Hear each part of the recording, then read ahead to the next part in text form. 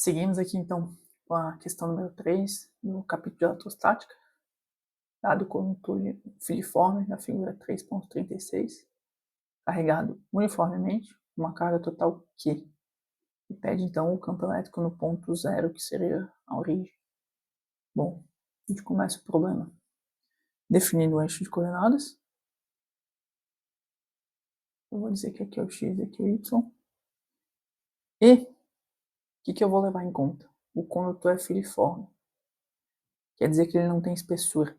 Ele é como se fosse um barbante arqueado em 180 graus.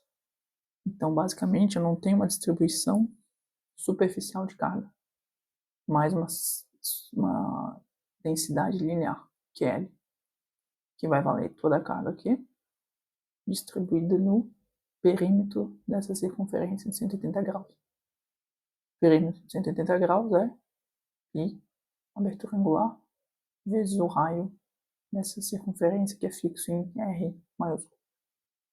Então, toda a minha carga aqui distribuída nisso vai me dar uma densidade linear. O fio é filiforme, essa aproximação pode ser feita. Agora, o que eu vou levar em conta? Vou levar em conta um infinitesimal de carga. dq. Carga é positiva, o campo ele é projetado para fora da carga. Então, eu tenho aqui, primeiro, uma distância r constante, porque todos os pontos da circunferência estão distantes r, por definição. Então, na minha fórmula da lei de Coulomb, o meu raio é fixo, não vai fazer parte das integrais. Eu vou dizer que ele tem uma abertura alfa, baseada a partir dessa orientação aqui, né, como uma referência padrão. E eu sei que ele vai gerar um campo nesse sentido. Radial para fora. Campo infinitesimal DI. Mas qual que é o detalhe aqui? Eu vou pegar o ponto DQ reflexo, espelhado em relação ao eixo Y, dentro da mesma circunferência. Ele vai ter um outro alfa aqui, que na verdade vai ser o ângulo que eu vou usar como referência. E ele vai gerar um campo nesse sentido. Se o alfa estiver aqui, ele vai estar refletido nesse sentido. Dessa forma, então, a minha decomposição é d, dx, dy. Só que esse cara vai ter um x para a esquerda, e esse outro elemento vai ter um x para a direita. Mesma densidade de carga, mesma distância radial.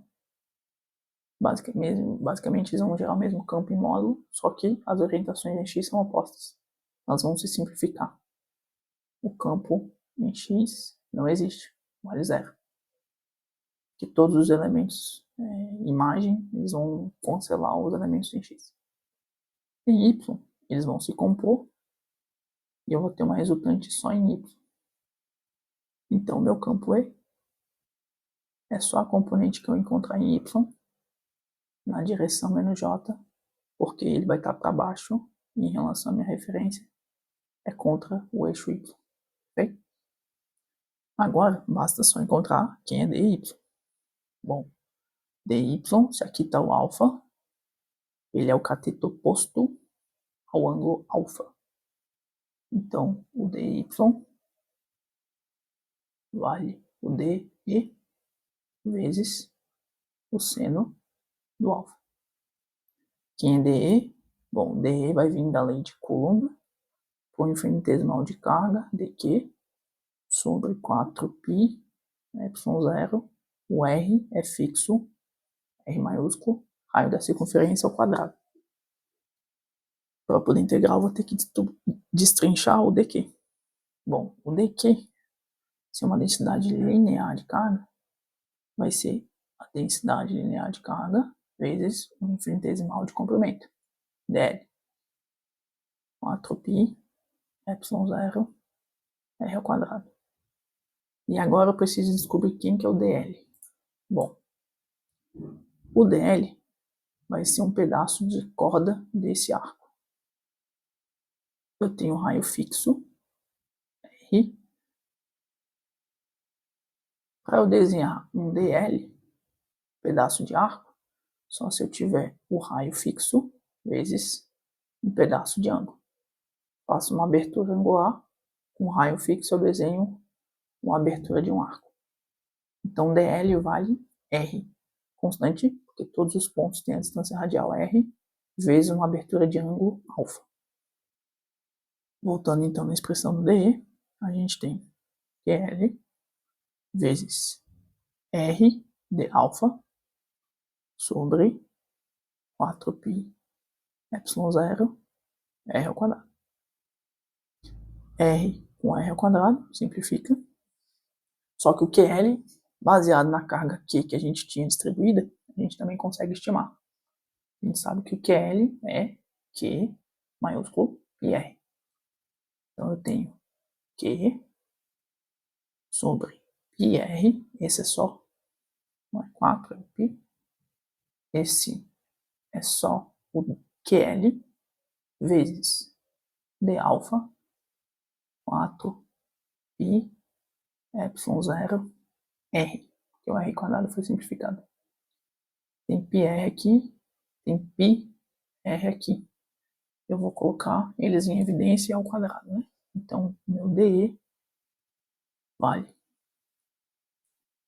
Q de alfa sobre 4 epsilon zero π vezes o raio, os dois ao quadrado. Certo? Se eu puder integrar em alfa, eu sei os limites. Eu sei que para desenhar aquele arco eu vou de 0 graus até 180 graus, ou seja, de 0 até π radianos.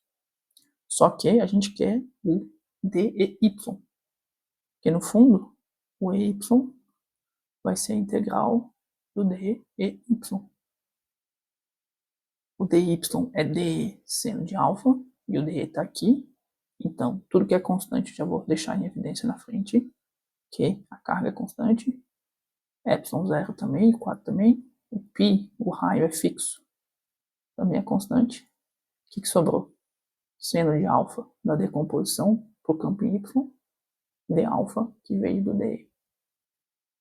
Em alfa, a gente vai integrar de 0 até π, seno de alfa, d alfa. Integral do seno é menos cosseno. Então eu tenho que 4 epsilon 0 π r ao quadrado vezes menos cosseno de π, menos o menos, mais cosseno de 0.